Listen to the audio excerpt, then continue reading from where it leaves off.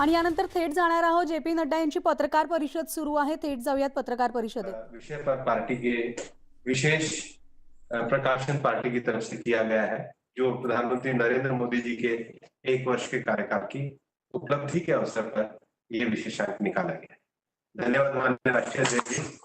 अब मैं माननीय राष्ट्रीय अध्यक्ष जी से निवेदन करूंगा कि वे प्रधानमंत्री श्री नरेंद्र मोदी की सरकार के दूसरे कार्यकाल के 1 वर्ष पूरा होने पर आप सभी पत्रकार बंधुओं को संबोधित करें।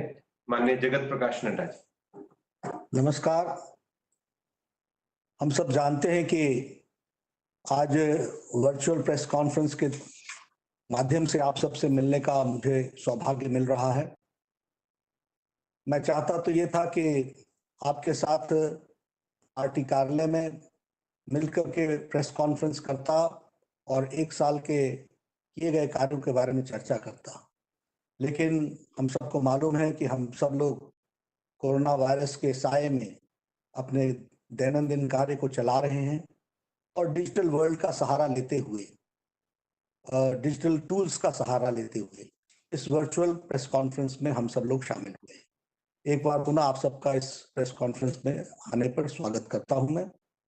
और प्रधानमंत्री मोदी जी के दूसरे कार्यकाल प्रथम वर्ष पूर्ण होने पर उनको अपनी ओर से और करोड़ों करोड़ हमारे भारतीय जनता पार्टी के कार्यकर्ताओं की ओर से उनको हार्दिक बधाई देता हूं और शुभकामनाएं भी देता हूं पार्टी के अध्यक्ष की दृष्टि से कि वह पूरी ताकत के साथ, जैसा उन्होंने पिछले 6 वर्षों में देश की सेवा प्रधानमंत्री के रूप में की है, उसी ताकत के साथ, पूरी शक्ति के साथ ईश्वर उनको शक्ति दे, ताकि करोड़ों करोड़ हमारे भारतीय जनता पार्टी के कार्यकर्ताओं की ओर से उनको हार्दिक बधाई देता हूं और शुभकामनाएं भी देता हूं पार्टी के अध्यक्ष की दृष्टि से कि वह पूरी ताकत के साथ, जैसा उन्होंने पिछले 6 वर्षों में देश की सेवा प्रधानमंत्री के रूप में की है, उसी ताकत के साथ, पूरी शक्ति के साथ ईश्वर उनको शक्ति दे ताकि वो अच्छे से और पूरी ताकत के साथ देश की सेवा में जुटे रहें। हम सब जानते हैं कि यह जो समय गुजरा, यह अकॉम्प्लिशमेंट्स का, this has been a year of accomplishments and also we have faced unimaginable challenges also.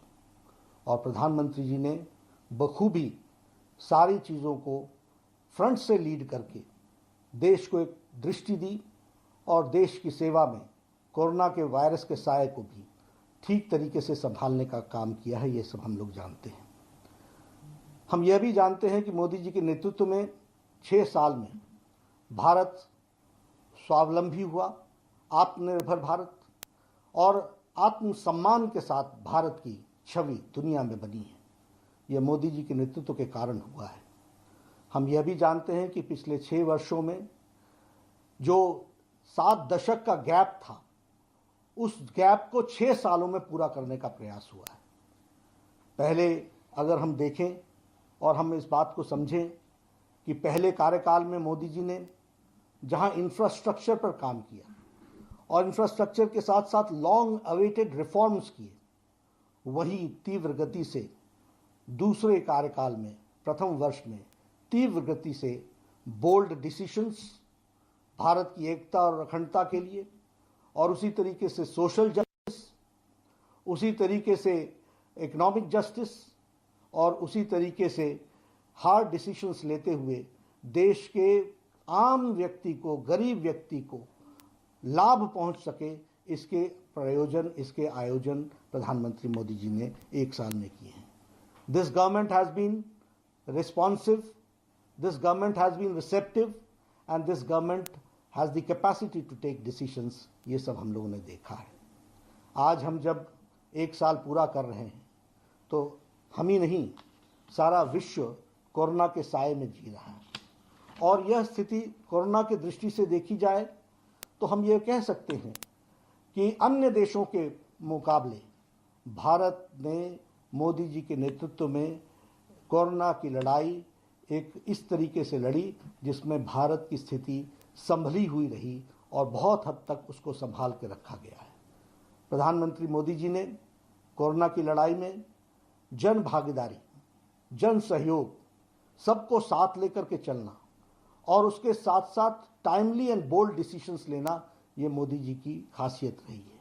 और इस कारण से हम ये भी देखते हैं कि जहां बड़े महाशक्तिशाली देश जो समस्याओं से घिर गए और वह भी अपने आप को कोरोना के सामने असहाय मानते हैं, वहां भारत देश ने कोरोना की लड़ाई इस प्रकार से लड़ी और इस तरीके से उस काम को संभाला। वह दूरदृष्टि थी प्रधानमंत्री जी की, जिसने समय पर लॉकडाउन किया और लॉकडाउन के कारण आज भारत की स्थिति संभली हुई परिस्थिति में हम सबको देखने को मिलती है। तो यह भी हम लोगों ने देखा है। अगर इसके साथ साथ हम कहें तो एक समय था जब लॉकडाउन किया गया, तो उस समय कोरोना की टेस्टिंग फैसिलिटी सिर्फ 10,000 थी पर डे। आज 1,60,000 टेस्टिंग फैसिलिटी हो गई है। उसी तरीके से उस समय हमारे पास पीपीई किट्स की कमी थी, लेकिन आज लगभग 600 उद्यमी हमारे देश के लगभग 4,50,000 PPE kits, personal protection equipment kits, उसके जो किट्स हैं वो आज 4,50,000 प्रतिदिन बन रहे हैं। यह परिस्थिति आकर के खड़ी हुई है। उसी तरीके से वेंटिलेटर्स, 60,000 वेंटिलेटर्स का प्रावधान किया गया है, जिसमें से 58,000 वेंटिलेटर्स भारत में ही बन रहे हैं। यह है आत्मनिर्भर भारत की पहचान जिसको उन्होंने बनाया है। और इसमें से 50,000 वेंटिलेटर्स पीएम केयर फंड के फंड से खरीदे जा रहे हैं। इसको भी हमको ध्यान में रखना चाहिए। इसलिए अगर हम कहें तो आज 2 लाख हमारे पास बेड कैपेसिटी हो गई और इसी के साथ साथ हमारी आईसीयू कैपेसिटी बढ़ गई। तो हमने कोशिश की है कि स्वास्थ्य के ढांचे को, जहां शक्तिशाली देश स्वास्थ्य के मामले में उनके सिस्टम्स चरमरा गए, कोलैप्स कर गए, वहां भारत ने अपने आप को संभाल करके चलाने का प्रयास किया और मोदी जी के नेतृत्व में आत्मनिर्भर भारत की ओर हम आगे बढ़े। हमारे देश के उद्यमियों ने भी इसमें साथ दिया और इसके कारण आज हम इस लड़ाई को लड़ने के लिए तैयार भी हुए हैं और स्वदेशी और स्वावलंबन के मंत्र को लेकर के हम आगे बढ़ रहे हैं। उसी तरीके से अगर देखा जाए, वी आर द कंट्री जिसने आर्थिक दृष्टि से भी लोगों की चिंता की गई। वर्ल्ड हेल्थ ऑर्गेनाइजेशन ने इसको सराहा। उन्होंने कहा health is not the only factor which has to be taken into care. India has taken a lead and India has shown that economic aspect is also to be taken into consideration and for that Modi ji has taken a lead. यह बात भी उन्होंने कही। 1,70,000 करोड़ रुपए का package उस समय दिया गया। उसके माध्यम से हम लगभग 80 करोड़ लोगों को उनके राशन की व्यवस्था की गई। 20 करोड़ बहनों को उस हमारे जनधन के खाते में, उनके जनधन के खाते में 500 रुपए पूरे 3 महीने के लिए डालने का हर महीने के लिए प्रयास किया गया। उसी तरीके से हमारे दिव्यांग भाई, हमारे बुजुर्ग, उनके भी खातों में 1,000 रुपये देने का प्रयास हुआ। उसी तरीके से मनरेगा में जिसकी दिहाड़ी 182 रुपये थी, उसको बढ़ा करके 202 रुपये कर दी गई और लगभग मनरेगा का आवंटन 1 लाख करोड़ रुपए, रिकॉर्ड आवंटन प्रधानमंत्री जी ने किया है, यह भी हम कह सकते हैं। उसी तरीके से 20 लाख करोड़ रुपए का एक होलिस्टिक पैकेज प्रधानमंत्री जी ने घोषणा की, जिसके बारे में हमारे निर्मला जी ने अगले 5 दिनों में, उसकी घोषणा के 5 दिनों बाद किस किस सेक्टर के लिए, किस किस सेगमेंट के लिए क्या क्या प्रयोजन किए गए, उसको आपको विस्तार से बताया है। This is a holistic package, जिस पैकेज के माध्यम से ये प्रयास हुआ है कि हर सेक्शन को कैसे आत्मनिर्भर बनाया जा सके, कैसे उनको खड़ा किया जा सके, कैसे उनको मुख्य धारा में शामिल किया जा सके, इस तरीके के, और साथ ही साथ उनको किस तरीके की रियायतें दी जा सके, इस बात को भी करने का प्रयास किया है। उसी तरीके से अगर हम कहें तो वसुधैव कुटुंबकम का नारा लेते हुए कोरोना की लड़ाई के बीच में हम लोगों ने 100 से ज़्यादा देशों को उस समय हम लोगों ने राहत पहुंचाने का काम किया और उनको मेडिसिन पहुंचाने का काम किया। यह भी हमको ध्यान में रखना चाहिए। इसलिए मैं ये कह सकता हूं कि जहां कोरोना की लड़ाई है और कोरोना की लड़ाई के साथ साथ उसको होलिस्टिक तरीके से किस तरीके से लड़ा जा सकता है, इसकी दृष्टि मोदी जी ने अपने नेतृत्व की क्षमता में दिखाई है और यह इस लड़ाई को बहुत जिसे मैं ये कह सकता हूं कि पूरी शिद्दत के साथ और फ्रंट से लड़ करके और यह भी कहना चाहूँगा और यहाँ पर देश को धन्यवाद देना चाहूँगा कि प्रधानमंत्री जी के एक एक आह्वान को देश ने रिस्पॉन्ड किया, देश ने सुना, देश ने समझा, देश ने उसको आत्मसात किया। इसलिए मैं देश की जनता को भी धन्यवाद देता हूँ और साथ ही साथ मोदी जी ने जिस नेतृत्व क्षमता को दिखाया है वह सच में अनुकरणीय भी है और वह सच में प्रशंसनीय है। ये हमको ध्यान में रखना चाहिए। मित्रों, कोरोना के साथ साथ भारत ने मोदी जी के दूसरे कार्यकाल में के प्रथम वर्ष में बहुत डिसाइसिव डिसीजंस लिए। अगर मैं बात करूं आर्टिकल 370 के एब्रोगेशन की, अगर मैं बात करूं 35A के जाने की, यह प्रधानमंत्री मोदी जी की इच्छा शक्ति का नतीजा था और उसको सूत्रधार बने हमारे गृह मंत्री अमित शाह जी, जिन्होंने उसको कार्य रूप दिया। दुनिया बोलती थी ये असंभव है।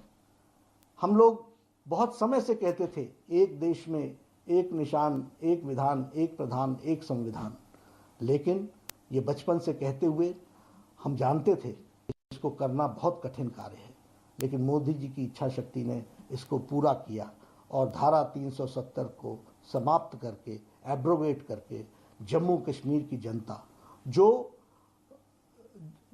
मुख्य धारा में शामिल होने में दिक्कत आती थी, वह आज मुख्य धारा में शामिल हो गई है।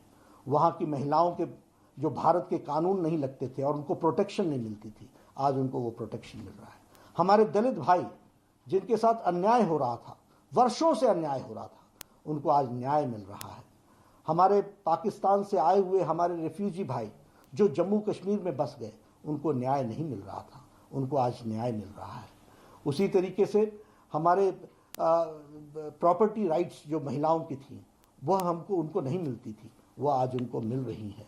इस तरीके से जम्मू कश्मीर, लद्दाख का इलाका वो हमेशा इग्नोर्ड था, वह आज मुख्य धारा में शामिल होकर के अपने विकास की प्रगति के पथ पर चल पड़ा है। इसलिए धारा 370 ये देश की एकता और अखंडता का बहुत महत्वपूर्ण फैसला था जिसको मोदी जी ने लिया है। अगर हम उसके साथ साथ बात करें तो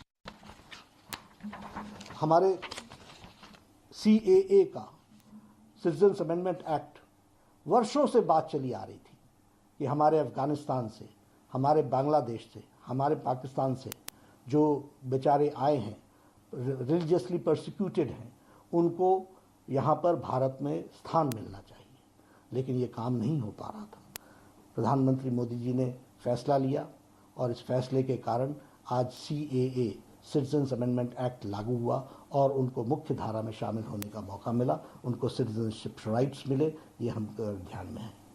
हमारी मुस्लिम बहनें, हमारी माताएं जो 3 तलाक के कारण बहुत तकलीफ में थी, दिक्कत में थी, उनकी चिंता प्रधानमंत्री जी ने की और जो ट्रिपल तलाक था उसको जो एक कुरीति थी उसको समाप्त करने का काम प्रधानमंत्री मोदी जी ने किया है।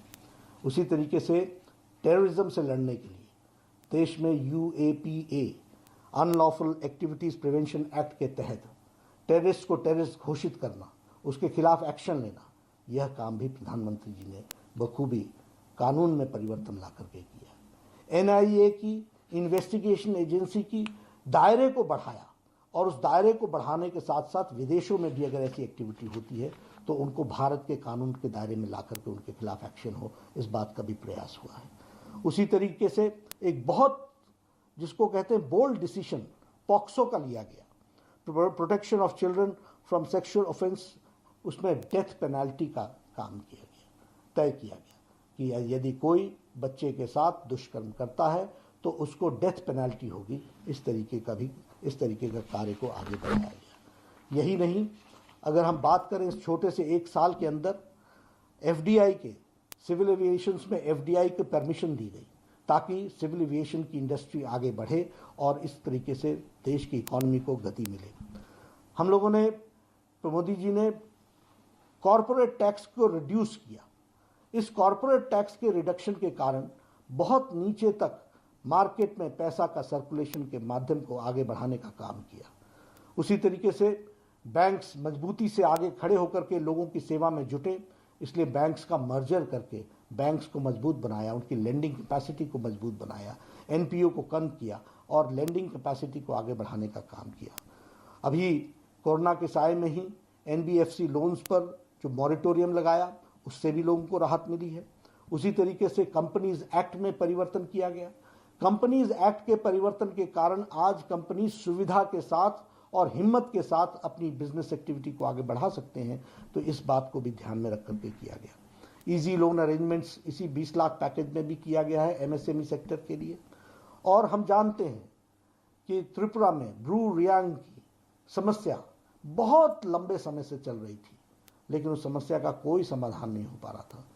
हमारे गृह मंत्री जी ने मोदी जी के नेतृत्व में एक बहुत बड़ा फैसला लिया और जिसको कहते हैं सबका साथ, सबका विकास, सबका विश्वास। ये ब्रू रियांग बहुत छोटी जनसंख्या वाले लोग थे, लेकिन इनके लिए भी व्यवस्था की गई और इनके भी समस्या का सुझाव किया गया। ये हम आपके सामने शेयर करना चाहते हैं। इसी तरीके से बोडोलैंड की समस्या लंबे समय से चल रही थी, उसका भी समाधान किया गया। हमारे जो regional cooperation of economic partnership का आरसेप का विषय था, यह किसानों के खिलाफ था, ये उद्यमियों के खिलाफ था, ये मध्यम उद्यमियों के खिलाफ था। प्रधानमंत्री जी ने स्टैंड लेकर के आरसेप से अपने आप को अलग किया और यह देश के हित में फैसला इतना बड़ा लिया, वो हम सब जानते हैं और उसके लिए भी मैं उनको बधाई देता हूँ। मित्रों, इस छोटे से काल में ऐसे छोटे बड़े बहुत से फैसले लिए गए, जिन फैसलों के कारण आज भारत देश एक मजबूत राष्ट्र के रूप में मोदी जी के नेतृत्व में आगे बढ़ रहा है, तीव्र गति से आगे चल रहा है, पूरी ताकत के साथ आगे बढ़ रहा है और भारतीय जनता पार्टी भी इसमें पीछे नहीं है। मैं एक बात निश्चित रूप से यहाँ यह भी बताना चाहता हूँ कि हमारे जीवन में एक सपना रहा और ये दशकों का नहीं, सदियों का था, ये शतकों का सपना था कि रामलला का मंदिर, भव्य मंदिर वहां पर बने। इस काम को निश्चित रूप से सुप्रीम कोर्ट ने, पूरे 5 बेंच के जजेस ने एक मत से फैसला दिया। उनका फैसला हम सब के लिए स्वागत योग्य रहा। लेकिन यह भी मैं बताना चाहूँगा कि यह फैसला हुआ, इस फैसले को न आने में कांग्रेस ने लगातार लंबे समय तक अड़ंगा लगाया, लेकिन यह फैसला हुआ। आज मुझे खुशी है कि वहाँ पर प्रधानमंत्री जी ने वहाँ श्री राम तीर्थ स्थल का एक ट्रस्ट का उसको जमीन को आवंटित करके उस ट्रस्ट को हैंडओवर कर दी है। अब वहाँ पर भव्य राम मंदिर बनेगा, यह बात मैं आपको बताना चाहता हूँ। मित्रों, ऐसी इस छोटे से कार्यकाल में इतने बड़े बड़े काम हुए और मैं ये ज़रूर कहना चाहूँगा कि भारतीय जनता पार्टी प्रधानमंत्री जी के साथ मिलकर के इस काम को नीचे तक पहुँचाने का काम कर रही है। आज भारतीय जनता पार्टी ने तय किया है, आज प्रधानमंत्री जी ने, आप लोगों ने देखा होगा, प्रधानमंत्री जी ने एक चिट्ठी देश के नाम संदेश भेजा है। इस देश के नाम संदेश जो भेजा है प्रधानमंत्री जी ने, इसको हमारे कार्यकर्ता 10 करोड़ परिवार तक पहुंचाने वाले हैं। हम इसे 10 करोड़ परिवार तक ले जाएंगे और इसके साथ साथ लगभग 250 वर्चुअल प्रेस कॉन्फ्रेंसेज होंगी और इसके साथ साथ 2000 से ज़्यादा वर्चुअल मीटिंग्स होंगी, पब्लिक रैलीज होंगी। एक एक रैली में हजार कार्यकर्ता, हजार लोग जुड़ेंगे और हमारे जो मोर्चा के सभी कार्यकर्ता हैं, वह मोर्चा के सभी कार्यकर्ता 500 इस प्रकार की वर्चुअल रैलीज करेंगे, समाज के विभिन्न वर्गों की रैलीज करेंगे, ताकि मोदी जी का संदेश जन जन तक जाए और उनके द्वारा किए गए कार्यों को हम जनता तक पहुंचाएं। इस काम को हम करेंगे। कोरोना के संकट में हम लोगों ने बहुत बड़ा काम किया। मुझे खुशी है कि हमारे कार्यकर्ताओं ने मिलकर फीड द नीडी में 14 करोड़ से ज़्यादा लोगों को फूड पैकेट्स पहुंचाए और इसी तरीके से 4 करोड़ से ज़्यादा राशन बांटे, लगभग 5 करोड़ के आसपास फेस मास्क बांटे हैं, फेस कवर बांटे हैं। तो हमारी कोशिश रही है पार्टी की ओर से भी सरकार के साथ कंधे से कंधा मिला करके चलें और सरकार के साथ कंधे से कंधा मिला करके पूरी ताकत प्रदान करें। उसके साथ साथ जनता की सेवा में हम जुटे रहें, राष्ट्र की सेवा में हम जुटे रहें। भारतीय जनता पार्टी एक अच्छा उपकरण बने राष्ट्र की सेवा में और मोदी जी के नेतृत्व में लाए गए कामों को अमली जामा पहुंचाने के लिए नीचे तक अपना काम करे, यही मैं कहना चाहता हूं। मित्रों, आज 1 साल के पूर्ण होने पर हम इस वर्चुअल प्रेस कॉन्फ्रेंस में आप सबसे हमने बातचीत की, कुछ मुद्दों को हमने छूने का प्रयास किया, आपसे चर्चा की है। निश्चित रूप से एक प्रयास हम लोग कर रहे हैं ताकि इस कोरोना के साए में भी देश तीव्र गति से आगे बढ़े और देश और हम पार्टी के लोग, पार्टी के कार्यकर्ता एक अच्छा उपकरण बन सके देश सेवा में, यही मुझे कहना है। धन्यवाद। धन्यवाद माननीय अध्यक्ष जी। मीडिया के सभी मित्र हमारी इस पत्रकार वार्ता में हमसे जुड़े हुए हैं। जो मीडिया के मित्र प्रश्न पूछना चाह रहे हैं, मैं उनसे कहूंगा कि वो अपना नाम चैट बॉक्स के अंदर डाल दें ताकि उनके नाम को बुलाया जा सके। और मैं पार्टी के सह मीडिया प्रभारी संजय मयूख जी से कहूंगा कि वो जो मीडिया के मित्रों ने प्रश्न के लिए नाम दिए हैं, कृपया उनके नाम लेना शुरू करें। संजय। नमस्कार मित्रों, अब आप चैट बॉक्स और हमारे मोबाइल पे भी SMS कर सकते हैं।